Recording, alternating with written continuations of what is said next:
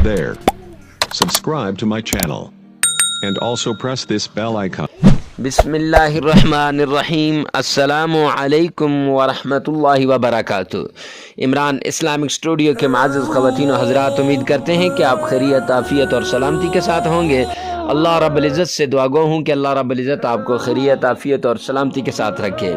Imran Islamic studio کے روحانی وظائف، قرآنی وظائف اور اسلامی وظائف کی دنیا میں آج ہم لیلۃ القدر یعنی شب قدر کا وظیفہ بتانے جا رہے ہیں.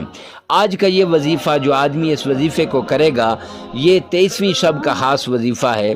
جو اس وظیفے کو کرے گا انشاءاللہ غیب سے دولت ملے گی، اور اتنی دولت کہ وہ مالا مال ہو جائے گا. لوگ منتیں کریں گے آپ کے اس وظیفے کو پوچھنے کے لیے.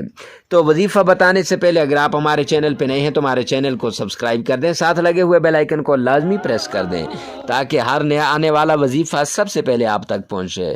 تو وظیفہ بتانے سے پہلے شب قدر کی علامتیں آپ کو بتا دیں.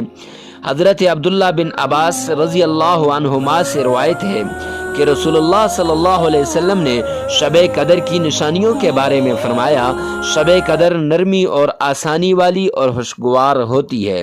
یہ رات نہ زیادہ گرم نہ زیادہ ٹھنڈی بلکہ معتدل ہوتی ہے. نیز شب قدر کی صبح سورج کی روشنی بغیر شعاع کے کمزور اور سرخی مائل ہوتی ہے. حوالہ نیچے موجود ہے اور یہ بات آپ کی اسکرین پر بھی آ رہی ہوگی.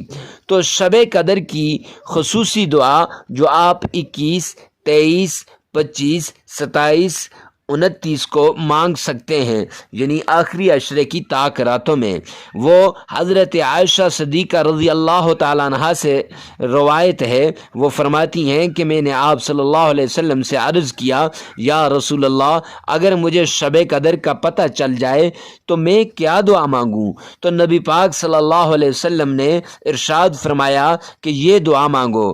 فرمایا: اللہم انکا عفو تحب العفو فاعف عنی.